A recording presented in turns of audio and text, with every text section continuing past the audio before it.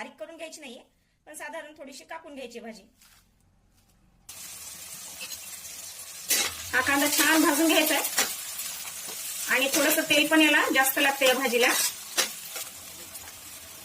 कांदा थोडा भाजत भाजत आल्याच्या नंतर, लाल होत आल्याच्या नंतर टाकायचं आपल्याला थोडासा लसूण, तेल, हिरवी मिरची आणि कांदा लसूण हे सगळं छान भाजून घ्यायचं. आणि आता टाकायचे त्याच्यामध्ये ही भाजी, जी की आपण चिरून घेतलेली आहे ती भाजी टाकायची. या भाजीला वरून पाणी टाकायची काहीच आवश्यकता नाहीये. 1 मिनिटासाठी याच्यावरती झाकण ठेवून देऊया त्या भाजीवरती.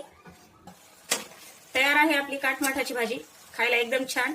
ही भाजी तुम्ही ज्वारीची भाकर किंवा चपाती, बाजरीची भाकर ह्याच्यासोबत तुम्ही खाऊ शकता आणि ही भाजी तुम्ही टिफिनला सुद्धा देऊ शकता.